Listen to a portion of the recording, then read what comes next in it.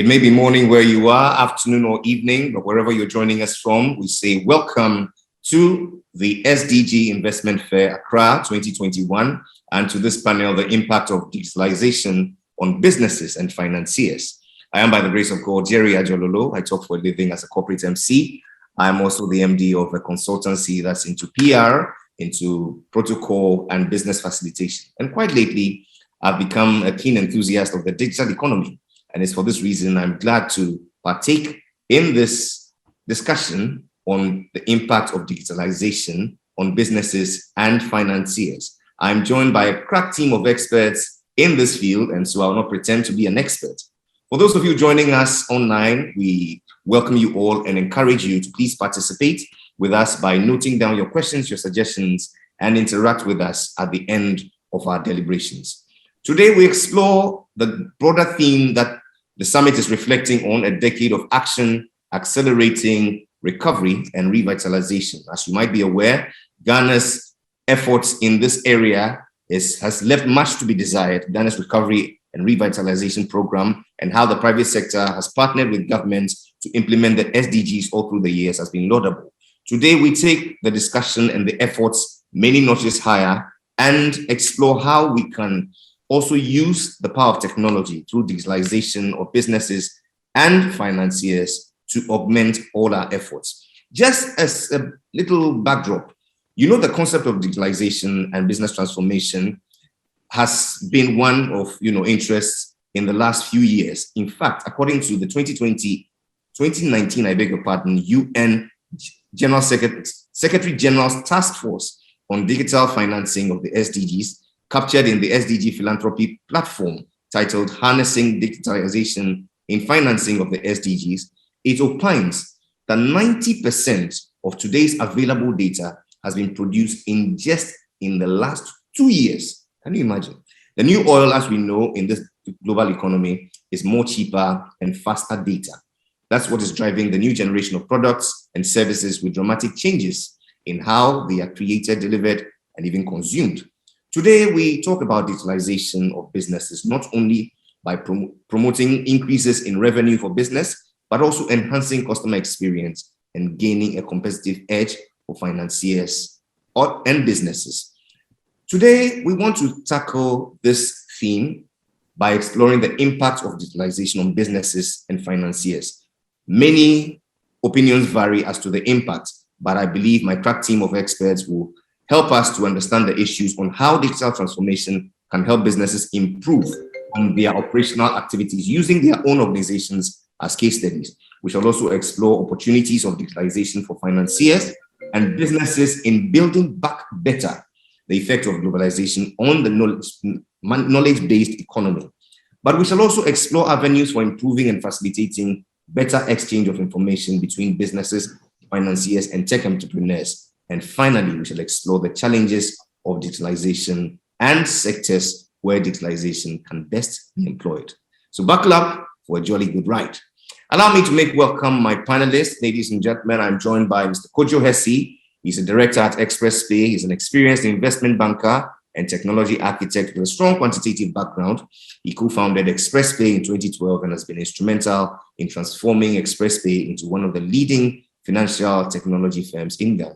Before co-founding ExpressPay, he was previously vice president at the Bank of America Merrill Lynch in the UK under the fixed income division, working as part of the exchange exotics options trading business. He has also worked in structured credit and fixed income strategies for one of the largest global hedge funds, Citadel Investment Group in Chicago, Illinois, as well as with Lehman Brothers in Japan.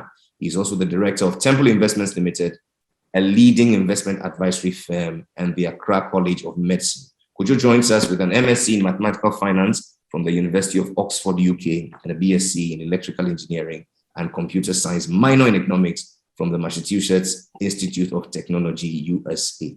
Kojo, you do all. Ladies and gentlemen, Kojo Hesse. Joining Kojo is Mr. Richard Otrey-Fosu, the Director General of the National Information Technology Agency, NITA.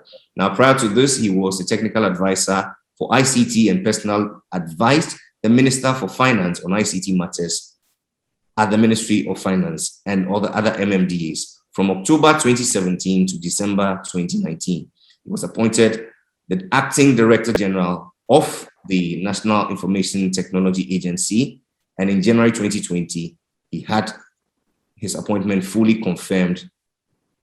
He has over 25 years working experience in the ICT ecosystem, having served in many numerous progressively responsible roles, both at home and abroad, working with the Ministry of Defense in the UK, Blockbuster Internet Cafe UK, HCI Technologies Incorporated in the USA, Federal Operations for Systems Integration Corporation Incorporated in the USA, Fame's View Sure Start program in the UK, Nortel, which is now Avaya, and most notably, Databank Group in Ghana.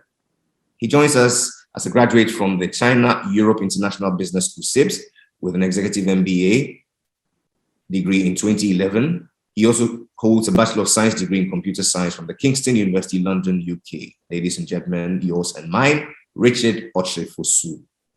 Last but certainly not the least, ladies and gentlemen, is the immediate past CEO of the Ghana Technology Chamber, Derry Dean Dazi, a seasoned technology entrepreneur, digital transformation consultant, and policy advisor who in the last 15 years has come to be a leading light in the technology and fintech space. He co-founded Dreamover, one of Ghana's earliest and now more established tech startups in 2007, fresh out of Access University, where he led Dreamover's growth and transformation, culminating in expanding into multiple countries.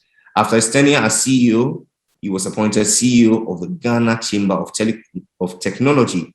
He brought his commitment to helping the technology ecosystem to evolve a rich and robust, viable tech market for players to bear, while also turning his focus to impacting government institutions and policy frameworks. In that role, he has served on several critical committees to build and implement robust policies that guide the Ghanaian technology and payment ecosystem across varied sectors. After his term as CEO, he continues to serve as consultant and director on several boards and organizations where he brings his passion and expertise in innovation, digital transformation, fintech, social design, and people development to bear. Ladies and gentlemen, yours and mine, Derry Dean Dazi. And so these are the crack men and women, or this is the crack team of men who join us this afternoon to deliberate on this theme that we're reflecting on, impact of digitalization on businesses and financiers. Gentlemen, you're welcome. Thank you. Okay. Now, as somebody who is not a technical person, I just come in with three skill sets. Number one, to create order to make sure that our discussion is on time, on point, and on message. And lastly, to ensure that I break things down to the barest minimum for our various stakeholders who are joining us online. Would you permit me to just set the tone by asking for a breakdown of digitalization and digitization? Would that be fine? Yeah, Okay. I can take a crack at it. Okay. You know, digitization is obviously, as we know it, when we convert something from an analog format to maybe a digital format. Okay. So if you take, for example, a piece of paper that you are scanning, so you are digitizing that particular document. Okay. Digitalization then is the next step, where you've now digitized the thing into a digital format, for example. Okay. What do you do with that piece of information? What technologies do you bring to it? What automation, what workflow processing, what do you bring to it to make it useful to you or your business? Okay. So that is where you are looking at digitalization, basically taking that digitized form and turning it around and making it work efficiently in terms of automating your processes. So I think that's a start. Maybe my colleagues can add to it. All right, Derry. Right. I think Richard has expanded it effectively. So one looking at the instant gratification of automation, and then the other looking at putting in place the processes to enable the continuous gratification. So digitization is gratifying your automation needs, converting physical or manual to digital or to automation. And then digitalization is how to continuously maintain that momentum. So putting in place the processes to collect data, to make those analytics, to bring about that total transformation. So that is how I would put it. And like I said earlier, Richard already laid that ground. So I think that is really what it is. Okay. Now let's go to Oxford and MIT. Well, I mean, I think they've summed it up quite aptly. Digitization really is a part of the whole. I mean, when you're talking about digitization, I think as Richard gave the example, if you have a sheet of paper which somebody has applied, or it's a form with some information on it, there are many ways in which you can digitize that information, which just means transforming that from the physical form into some electronic copy. Whereas digital transformation, digitalization, really is more focused on sort of an end-to-end process where you're looking at some, general task or set of activities that you want to sort of incorporate digital aspects of it. And each of those will have many or a myriad of steps of digitization that you may incorporate into that entire transformation process. Okay, so class one teacher like me, let's be agreed on some examples. So suppose I have a piece of music, a work of art, and I put it on a digital format, okay? And I explore tools, digital tools, such that like AI chatbox or AI chat boxes on my website, where at least while I'm asleep, it can answer questions, from clients who want to inquire about the service or anything. Will that be a perfect example of digitization and digitalization? Perfect. Nice one. All right. So with the tone sets, let's proceed into our conversation. Okay. So conscious of the importance of digitalization to our economic, productivity and the service delivery, you might be aware that the government of Ghana under its Obatampa program intends to expedite the implementation of these digital initiatives, such as the National ID, Digital Address System, land records, the ports clearance system, all of those things. We want to just find out, all right, how can digital transformation help businesses improve on their operational activities? You might want to use your organizations as case studies. Well, digital transformation is a different animal, and it's part of the continuum that we just discussed, from digitization to digitalization and to the transformation. So at the point when you get to digital transformation, you are looking at different strategies, right? Different models to actually improve the business. Remember, you've digitized the document into a format that you can work with. Yeah. There's the end-to-end processing, the automation kicks in. But now you need to bring it to bear to your business to actually make sure that you devise different strategies that will work, and to obviously improve the bottom line, which is the revenue that you are looking for. So digital transformation is important. I mean, to contrast it to what we are doing at NITA, I mean, right now, NITA, our focus is regulatory, right? To ensure that the standards are in place, right? The right policy documents and frameworks are in place for people to actually work. But if I'm taking our operations side, we then empower businesses to be able to co-locate with us, right? To reduce the cost of them doing business. Because remember, I said the transformation part of it is looking at different strategies to impact the business. So, our operations side of it would be where people can co-locate so that they can focus on what they really do, their bread and butter, and let NITA operations take care of their business. So I'll pause. I'll yield back my time for my colleagues. All right. Gary? Yeah, so taking from where Richard started from or ended at, you're looking at digital transformation from a corporate perspective, from a point of view of how do you make things better in the organization, right? Especially, how do you bring about business continuity in this current kind of environment that we play in?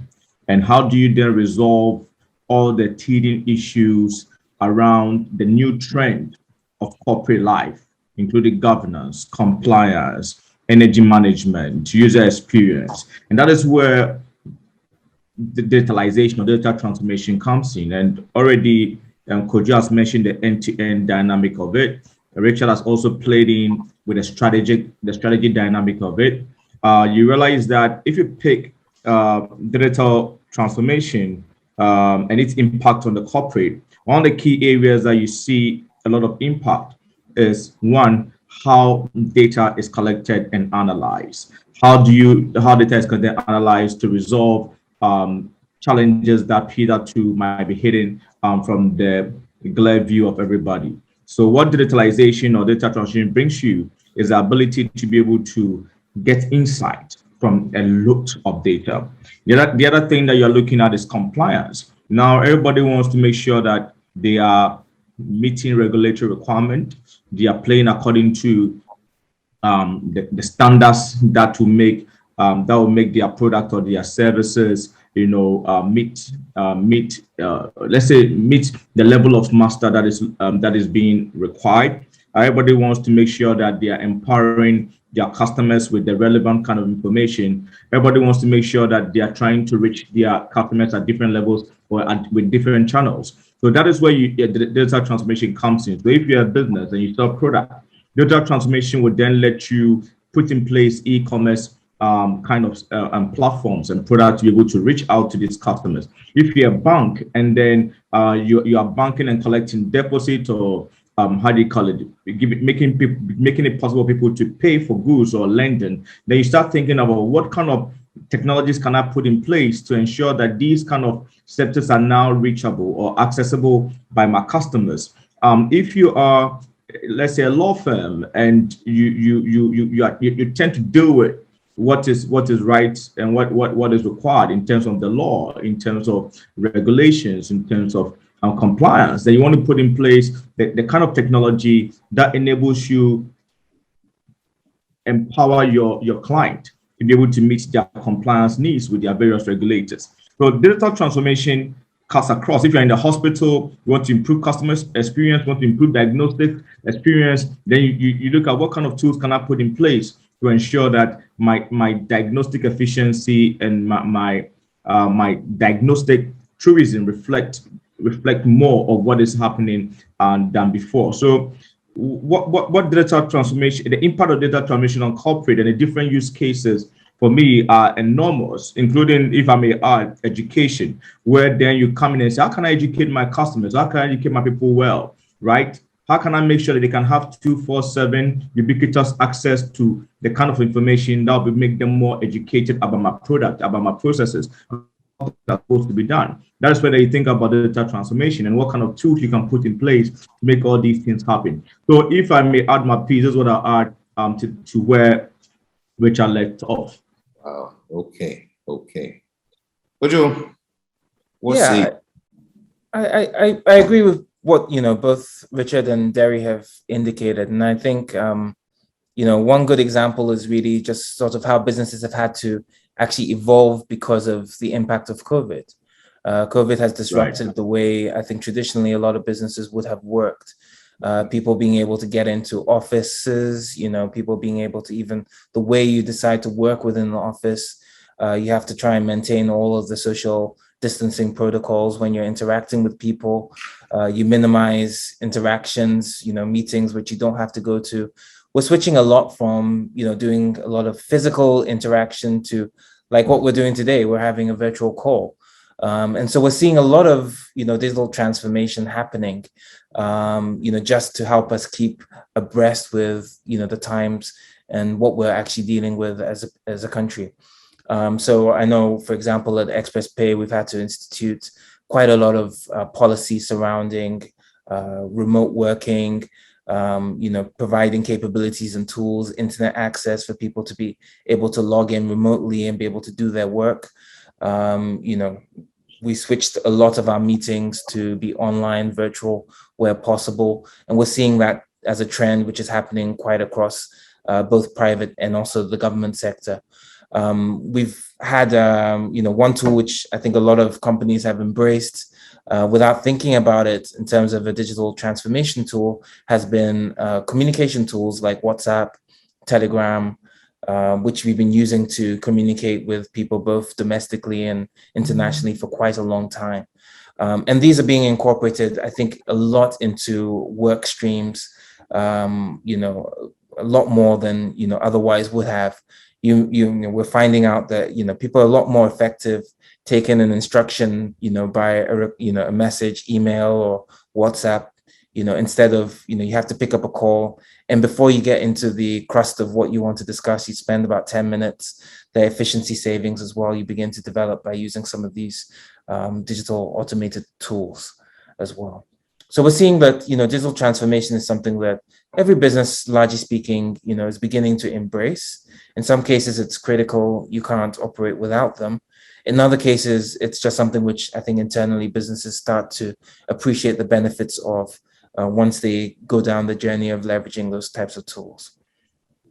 If that's the case, it's clear that digitalization can contribute significantly to sustainable development. Let me just ask, are there any challenges with digitalization and what sectors can it be best employed in?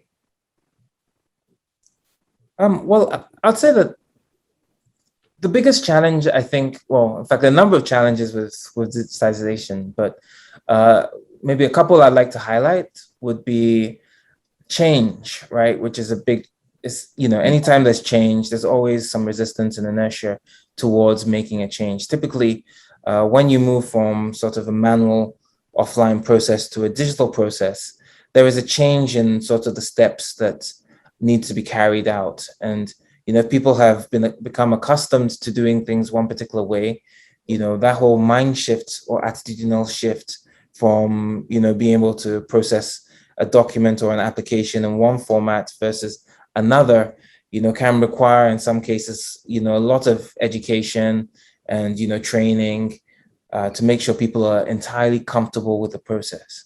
So that's probably one of the challenges I would highlight. And the other one is about the appropriateness of the change that is being proposed, right?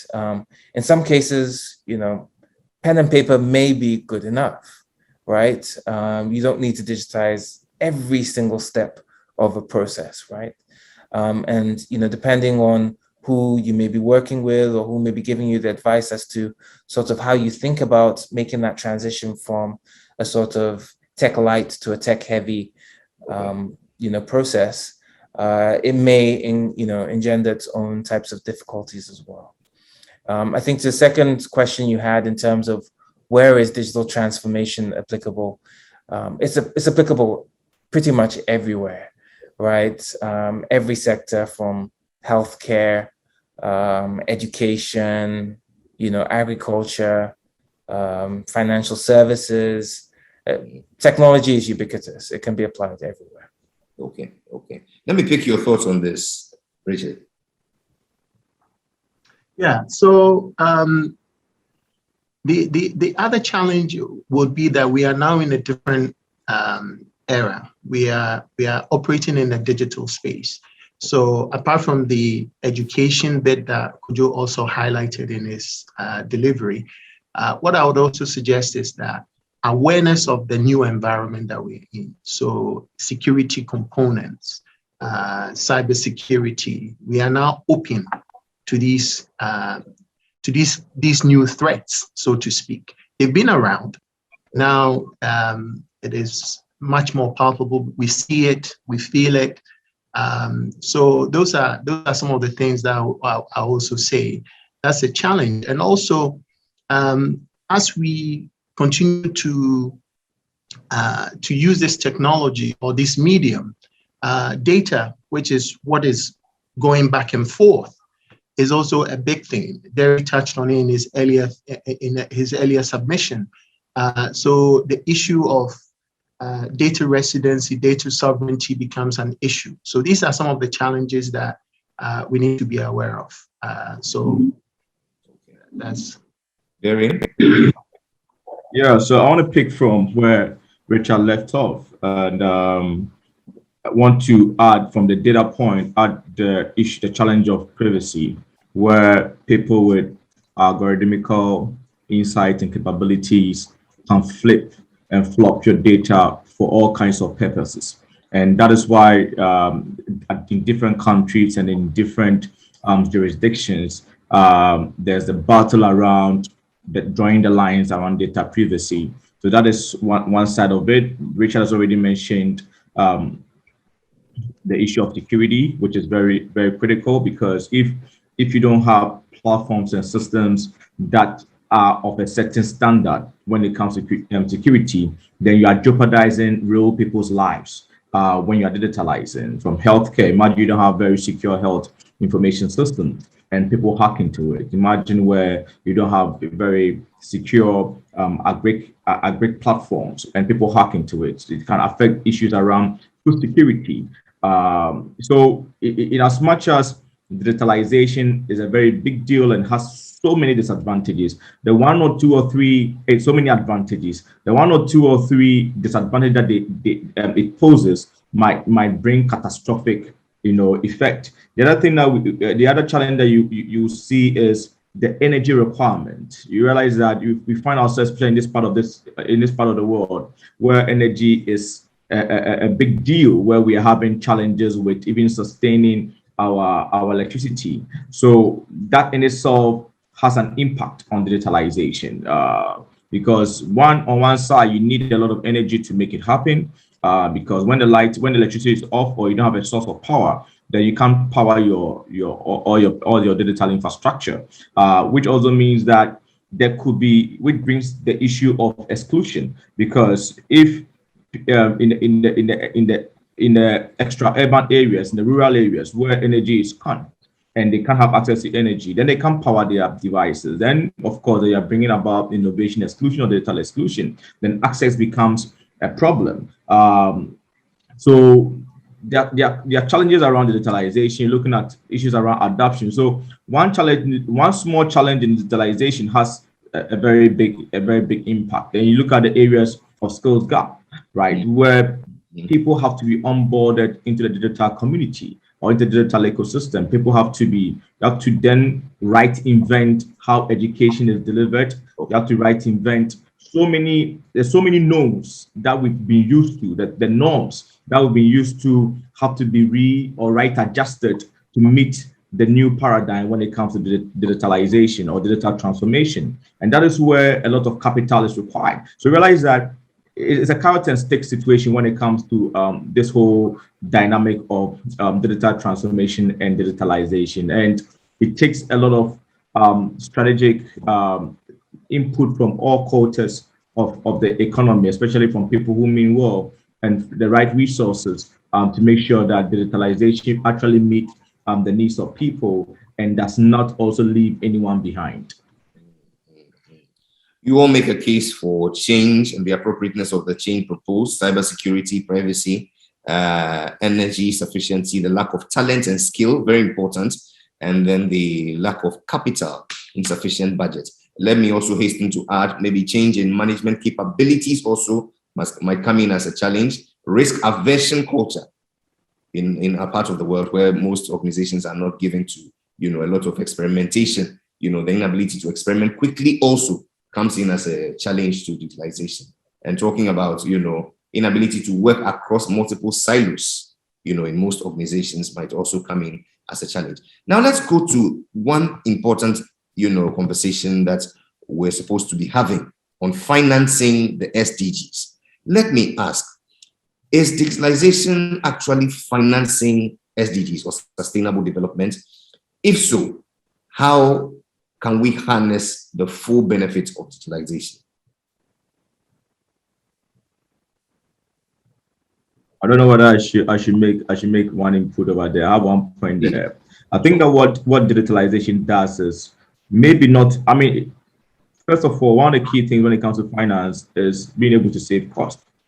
Anything that enables you to save money makes available money for other sectors. So with digitalization and funding the SDGs, for example, if you pick energy efficiency, with the right digital platforms, you can actually have better energy. You can harness all kinds of natural element and also make more efficient the existing element. And in that quest, you save money. Maybe the initial capital might be quite steep, but the benefit after far outweighs the cost involved. The one area that I see digitization making available money is the promotion or the enablement of efficiency, especially in one, you can become more energy efficient with digital platforms.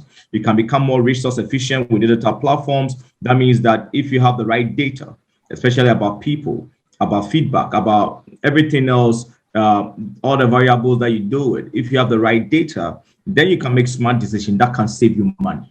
And that in themselves will make money available for other projects or for enriching society. Then you're looking at mobilization. I know that bit, Kojo will talk, Kojo and Richard will have a lot to say about it, where now you expand the capabilities of mobilizing, bringing in resources from deploying the digital platform that makes it easy to collect money in the form of taxes, right? Deploying data platform that block all the leakages in collection systems, and not only in taxes, in all kinds of, even from a corporate point of view, in all kinds of contribution, harnessing the goodwill of society to advance good projects, like using GoFundMe or any kind of goodwill platform to be able to mobilize money. In itself, it's a way of collecting money or generating income or generating some kind of fund to support sustainable development goals agenda. So there are different facets of it, and I think that my colleagues on the panel will have a lot even more to say on this subject matter. I think an example comes to mind where we talk about governments, raising and saving money through digitalized tax. Our tax system has just been digitalized. Yes. Ghana.gov. And Nita, Richard, and Kojo will be the best bet, human beings to actually address this particular subject. Well, okay. So Derry, thank you. And I guess when it comes to Ghana.gov, I also will chip in a bit. So as part of this whole process with government's agenda to digitalize, we created a platform which Kojo's company was part of the consortium that worked with, and it's called Ghana.gov, which really basically allows citizens to be able to discover government services, consume it, and pay for it using myriads of payment methods available, including mobile money. And the tax component is one of such things. We are even elevating it, Anita, to say that, look, let's create an app which would also include with Ministry of Information, which would allow us to be able to include Ghana.gov, the payment portal, but also allow us to give the citizen a tool to be able to communicate with government. So if you find out that there's a best water pipe in your locality, you can put that information in the app and we can get to that. But so that in essence cuts out the Goro boys. If you take the passport, for example, it also blocks the loopholes hitherto we had with our tax system. I mean, the vice president is very keen on everybody filing tax, whether it's zero that you file. With time, we'll get enough data on you. With national ID and what we are doing with the SIM registration, we'll be able to track you with the addressing system and know exactly what activities that you are doing that is informing you to file a zero. Perhaps maybe there are monies, you are driving a bigger car, whatever. I mean, all those things, the insights that data gives us would allow us to do so. But I also wanted to just quickly touch in terms of Governance is also very key in this, right? For organizations and financiers alike. So corporate governance is key in terms of what we do. There are talks of recently where corporations are not paying, they've deducted the SNIT payments, but they haven't actually paid it to SNIT and all that, right? All these things has a burden, impacts government. So we need to do that and make sure that we follow the right standards in so doing. I was at lunch recently with a prominent lawyer who works for a prominent law firm as well. And his point was that his clients, by the time they want to do business in Ghana, by the time they finish dealing with one issue, then they go to another issue, then they go to another issue. So doing business in Ghana, we need to streamline it. I think it's improved quite a bit, but we need to streamline that as well. All these things come with realization, or we realize savings in all this, which would obviously allow us to be able to fund the SDGs as we want to. So I would invite Kojo to chip in. Yeah, I mean, cost savings, definitely, businesses will get that, being able to drive revenue, both in terms of being able to identify new customers and more efficiently, make sure that you're collecting money from customers that you already have. I mean, these are key, powerful, points that digitalization will help. I can tell you, both from experiences I have with Express Pay, when we're starting, we had a very small marketing budget, but we leveraged a lot of social media tools, social media platforms, Facebook, Google, Instagram, WhatsApp, to actually, give us a wider reach that we otherwise wouldn't have been able to tap into, both domestically and also to international, potential international clients as well. And the cost that you're able to do some of these activities is, a fraction of what you get through other traditional outlets, right? And the reach that you are able to get as well through some of these digital platforms really empowers you. So I think, technology really gives you a significant multiplier effect in terms of, bang for your buck. And this, I think to Derry's point and Richard's point, really helps you pay for a lot of things that otherwise you wouldn't be able to afford to do. And so, I definitely agree that, technology, digitization, digital transformation, it really helps to pay for some of, the other costs that otherwise you wouldn't be able to afford.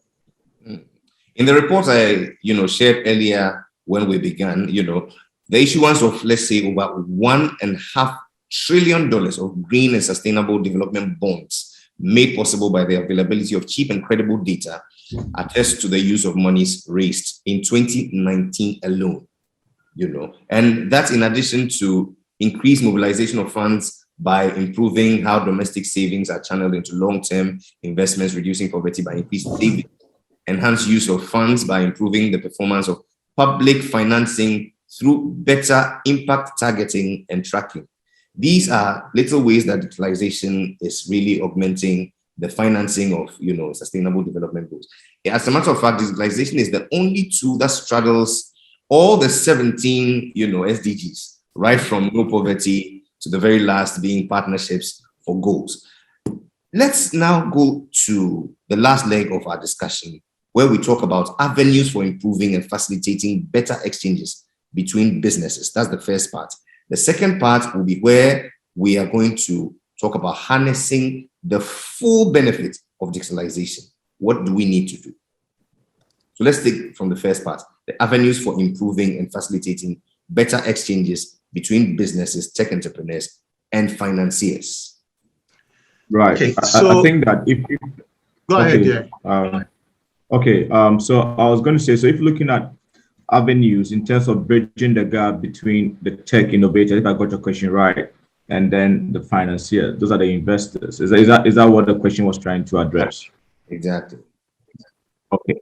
Now, I think that there are diverse ways to ensure that investors have the right bridge to the right kind of innovation. And if you look at it from that angle, then one of the key areas that you want to look at is one, the regulatory aspect. Investors sometimes need better regulations to deeply appreciate why they have to put their money in there.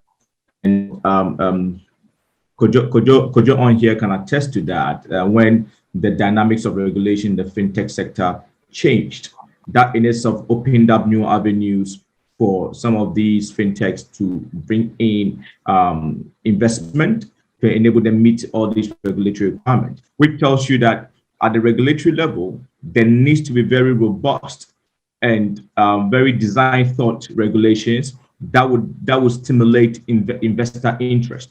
I mean, that's one area that I believe that has to be looked at, or can be harnessed, or can be looked at to foster better bridges between innovators and then also investors. The other area is more platforms to ensure that these new innovations are easily discoverable, either physical platform or digital platform or digital cloud platform that's having a hybrid of both physical and digital. So discovery platforms in themselves provide opportunity for that to happen. The other area that you can look at is sandboxing, creating platforms or creating environment that innovators can actually test some of their solutions in themselves, bring to bear all the opportunities, make more visible the opportunities that are there in any kind of innovation, and investors can have access to these kinds of insight and can then decide to put in their money. So looking at regulation, you're looking at discovery platforms, you're looking at sandboxing. For me, I believe that these three, and there are more of them, but I want to stick to these three as areas I believe that can forge great bridges for both investors and then innovators. Okay.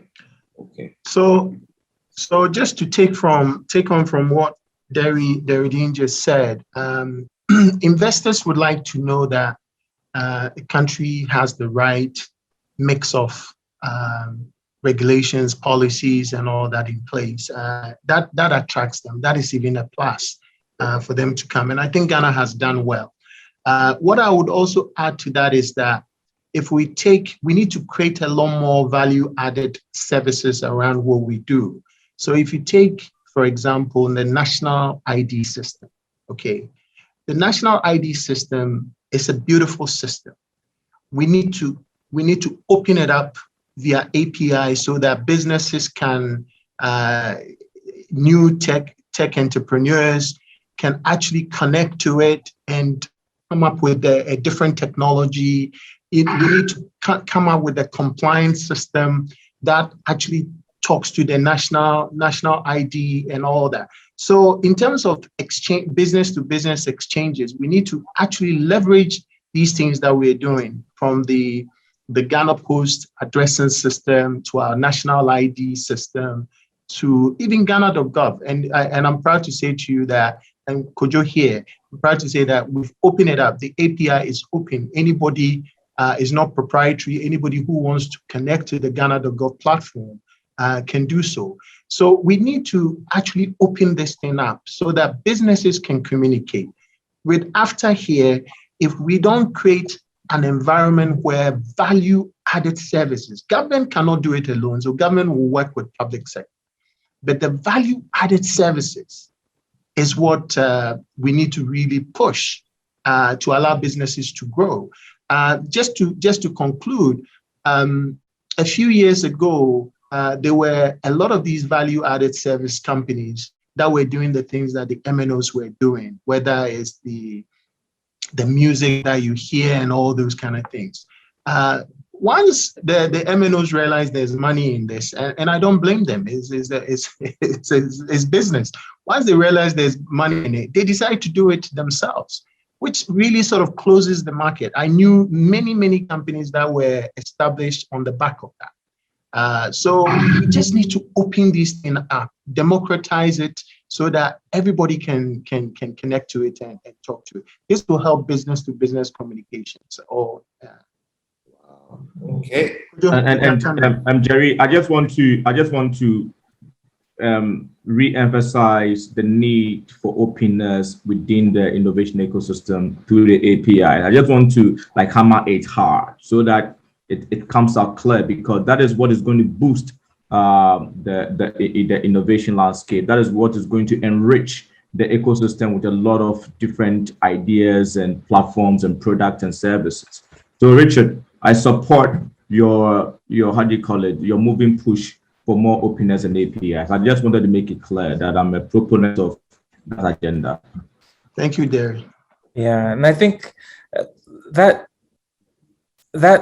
coming from government is very encouraging, right? And I think it's one of the things that we really need to see as a country, where if we want to see digital transformation take root, is a lot of leadership from government in terms of where the direction in which the country should go. And I think, as you mentioned, there are a number of key activities that government has done: the national ID, interoperability, digital address. Now they're digitalizing all the government services through Ghana.gov. And I think, the policies that government introduces will really help, to shape the direction and the pace at which, companies move along that path. There's a lot of work going on in the private sector, to sort of, innovate around, various business models and provide value-added services. And I think, getting, sort of an added push from government in terms of encouraging businesses to go in that direction is something that will be extremely helpful. The other thing I'd like to maybe emphasize on as well is sensitization and education. I think sometimes we take it for granted that everybody is on the same page in terms of what technologies are available and are appropriate. But we in discussions, engagements we have with various people, you start to realize that people's appreciation for what you can do in Excel. I mean, a simple tool as Excel, beats a lot of people's imaginations. I've worked in companies where they have revenues in excess of 1 or 2 billion that they run from Excel, right? Whereas you may find here that a company which generates not even 100,000 CDs a year in profit will want to go and get an expensive ERP system. Sometimes you have to look at the options and the alternatives wisely before you take a decision on the path in which you go along. Jerry, I'd like to add one thing. As I said, government cannot do it alone. And I think this is an opportunity for me to also encourage our techpreneurs out there, the people in the space. It's not just fintech. Technology just spreads across, right? Fintech is what has done very well in Ghana, but there are other avenues, right? The openness thing that I talked about, if we open up, we'll see a lot of different applications and businesses springing out. So I like to encourage our Ghanaian technical tech companies for what they've done, and they continue to do amazing work, and we'll continue to encourage them. Thank you. It's been some 39 minutes, fascinating, of a very robust discussion on the impact of digitalization on businesses and financiers. We have this discussion on the back of the broad theme, a decade of action, accelerating recovery and revitalization, as part of the 2021 Accra SDG Investment Fair, happening right here in Accra, Ghana. Those you've been listening to have been Kojo Hesse and Jerry Dean Dadzi and Richard Otri Fosu. We've been talking on some amazing discussion points, like how digital transformation can help business improve on their operational activities, with examples from their own organizations, how digitalization is supporting the financing of SDGs, and how we can harness the full benefits. We've also talked about avenues for improving and facilitating better exchanges between businesses, techpreneurs, and financiers to create synergies. But most importantly, challenges of digitalization and sectors where it can best be employed. Gentlemen, my little takeout from all that we've, spoken about is rather simple. I have come to understand that digitalization can contribute significantly to sustainable development and to these goals that we aspire to. But the net impact will depend largely on values, societal choices as to the application and as to governance. But most importantly, also, on one hand, it can deliver new livelihood opportunities, providing for better access to public services, lessen, carbon footprints, and all those things that we aspire to.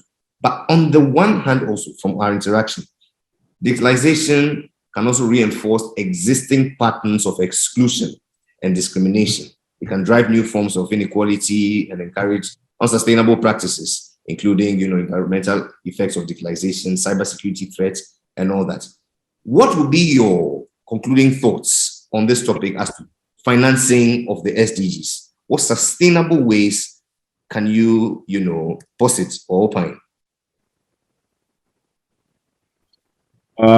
Maybe I'll take a stab at this and say that in our forward march, one of the key things that we need to look at to ensure that we have the right blend when it comes to digitalization decisions and the financing of it is really having our eye on the ball at all times, which means we need to look at the areas of monitoring, evaluation, compliance, and continuous improvement. We need to appreciate that digitalization in itself is a journey, and we need to have a very robust mindset when it comes to the long-termness of it, and when it comes to the idea of it being a journey, the idea of continuous improvement, and that we need to be a lot more agile in the way we do things. In digitalization, we need to learn how to bite. Sometimes we overbite and we get our mouth full with all kinds of implementations and digitalization ideas, whereas we've not even scratched the surface of where we are supposed to start from. So I believe that we need to use the microscope to actually consistently monitor and then track progress, and then have a mindset of continuous improvement on this digitalization journey. So that will be my final word as relating to this specific conversation. I'd like to say that, as we look to finance, some of the development activities that we're undertaking in the country, we should definitely be thinking very strongly about how to incorporate digital transformation into any of the projects or any of the activities that we're undertaking, because it will help us not only be more efficient and effective with, the funding that we have, but it'll also help us to get a lot more out of the projects that we're undertaking in terms of being able to monitor, the outcomes that are being done by any sort of undertaking, where spend is going, make sure that, as, products are being used, sort of any required inputs are there so that, you never have downtime in terms of operations. So there's a lot that we can get out of digital transformation. And I think that that's something that definitely we should be leveraging, as we undertake financing for SDGs. Wow. Okay. The last word belongs to? Well, I guess the last word belongs to me. I think Derry and Kojo have said it all. Coming from a government agency, we'll continue to, I'll continue to hammer on the fact that government cannot do it alone. And particularly this government is open to working with our private sector folks. So we continue to do that, and we'll monitor. And if you invest in digitalization, is an expensive venture, right? And if you invest in it and you don't monitor it, right, and you don't see whether you are getting the right outcomes, as Kojo mentioned, it becomes difficult. We, on our part, we are creating the enabling environment, creating the right standards, opening up for businesses to thrive. And that's what we'll continue to do. So that's my bit. It's a journey, it's a continuum. We'll continue to follow it. Yeah. Okay. And so, in a nutshell, digitalization is a journey, just like the SDGs that we all aspire to. It's a journey. We have to keep our eye on the ball through monitoring, evaluation, compliance, and continuous improvement. We must also adopt agile mindsets, and have a healthy risk appetite. Additionally, we should also think of adopting digitalizations in our workflows, especially in the projects that we undertake, the SDG projects that we undertake, to achieve value for money, and not just efficiency, but profitability.